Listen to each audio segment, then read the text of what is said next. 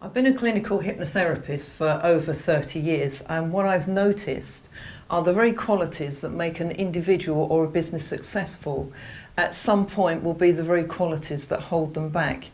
And I call this process the Groundhog Day, when we find ourselves in a different place with different people and we're visiting the same old scenario again. And in a business that can sometimes present, we have certain qualities that enable us to achieve a certain amount of turnover, and then we find that those qualities don't help us to get beyond that turnover, and that's a very typical example of how businesses will experience a Groundhog Day. We have to ask what we're doing and how we're doing it rather than why we're doing it, because the what and how and a negative belief and a self-limiting belief all comes from an emotional level.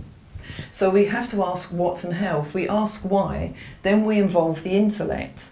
Now, the heart's got its reason that reason knows nothing about, and if we involve the intellect, that's the very process that we're already using to reinforce and perpetuate our Groundhog Day in the first place. So nugget number one is to ask what you're doing and how you are doing it rather than why.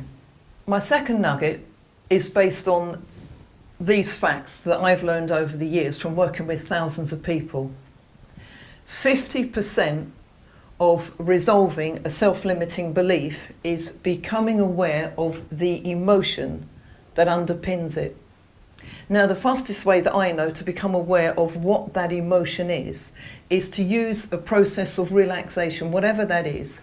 I can actually use self-hypnosis, which isn't an end in itself, it's a means to an end. It's the vehicle that we use in order to work within its bounds. Because when we are physically relaxed, we are much more able to identify the emotion that is behind our self-limiting belief. And if you would like to just try that now, just take a nice deep breath. It's as simple as that. And exhale. And now just check in with the feeling that may be connected to your own Groundhog Day or self-limiting belief.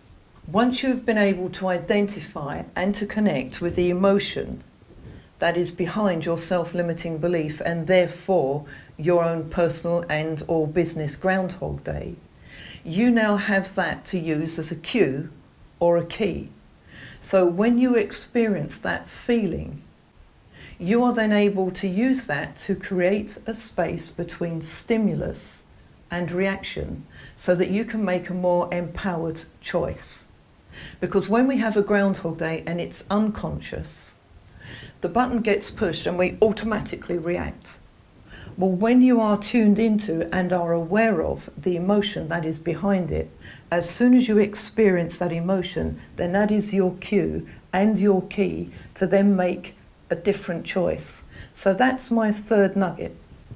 Tune into that emotion, pause, take a deep breath, and choose another way of responding.